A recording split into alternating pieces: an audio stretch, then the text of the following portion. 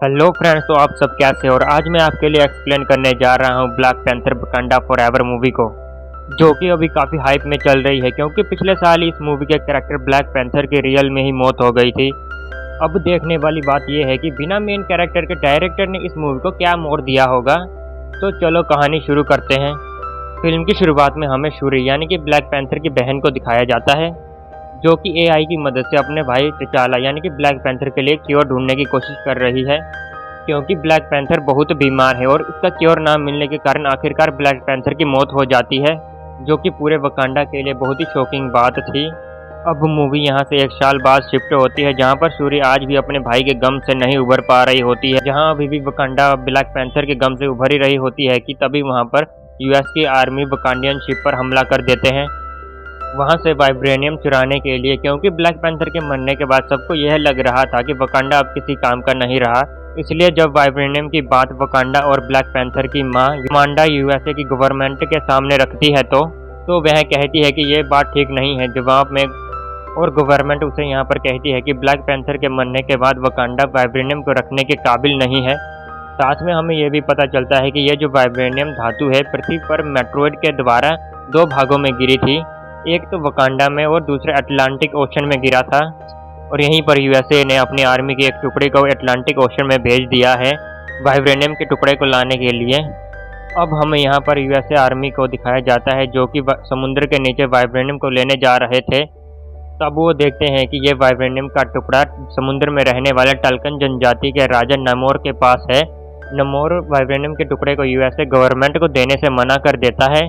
फिलहाल तो वह उन दोनों को वहां से डरा धमकाकर भेज देता है खुद को परेशान करने के लिए, और नमोर यहाँ क्वीन रमांडा के पास आकर एक प्रस्ताव रखता है कि हम अकेले अकेले यूएसए गवर्नमेंट का सामना नहीं कर सकते, तो क्यों ना हम साथ में मिलकर उनका सामना करें। तब क्वीन रमांडा यह प्रस्ताव ठुकरा देती है, पर नमोर उसे कहता है कि यूएसए गवर्नमेंट के पास एक वाइब्रेनियम डिटेक्टिव मशीन है और वो लोग उसी के जरिए हमारे इतने करीब आ गए हैं। कसम से अगर इस डिवाइस को बनाने वाला बंदा मेरे हाथ लग गया ना तो मैं उसे जिंदा नहीं छोड़ूंगा, क्योंकि उस डिवाइस के कारण सारी दुनिया को टल्कन जनजाति के बारे में पता चल जाएगा, जो कि मैं बिल्कुल भी नहीं चाहता।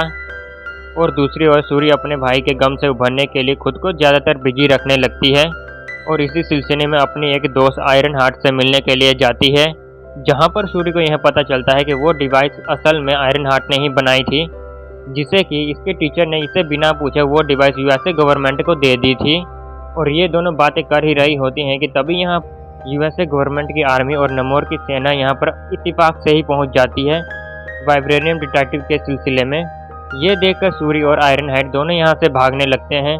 यहाँ पर यूएसए आर्मी और नमोर की आर्मी के बीच ज़बरदस्त फाइट भी होती है, और इस दौरान नमोर सूरी और आयरन हार्ट दोनों को ही किडनैप कर लेता है, क्योंकि नमोर यहाँ पर जान चुका था कि वाइब्रेनियम को डिटेक्टिव करने वाली मशीन आयरन हार्ट ने ही बनाई थी।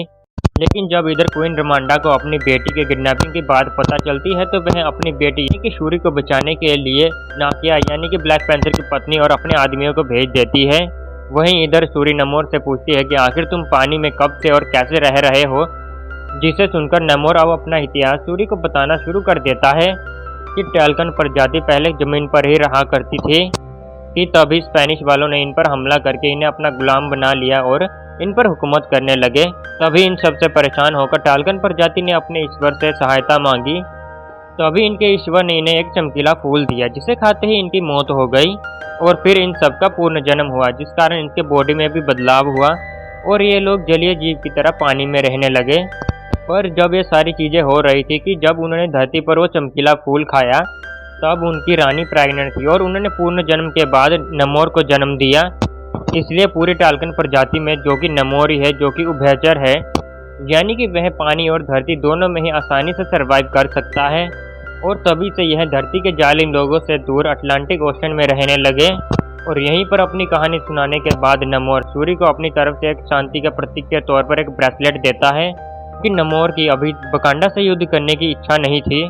पर तभी कुछ देर बाद यहाँ पर नाकिया आती है, जो कि इन टल्कन प्रजाति के कुछ लोगों को मार देती है और सूरी और आयरन हार्ट को यहाँ से लेकर चली जाती है। और कुछ समय बाद यहाँ पर नमोर आता है, जो कि अपने लोगों को मरा हुआ देखकर काफी गुस्सा होता है और वह अपने लोगों के साथ मिलकर वकांडा पर हमला कर देता है।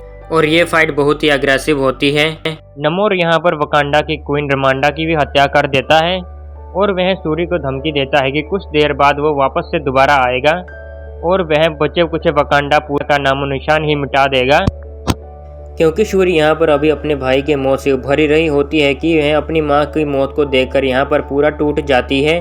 पर ये वक्त रोने का नहीं था, अपनी प्रजा को बचाने का था। इसलिए शूरी अपने गमों को साइड में करके अपने लिए ब्लैक पैंथर के जैसा ही एक सूट बना लेती है, या यूं भी कह सकते हो कि शूरी बनती है न्यू ब्लैक पैंथर और यहीं पर अपने सेना के साथ टाल्कन पर हमला करने के लिए निकल पड़ती है, माँ की मौत का बदला लेने के लिए।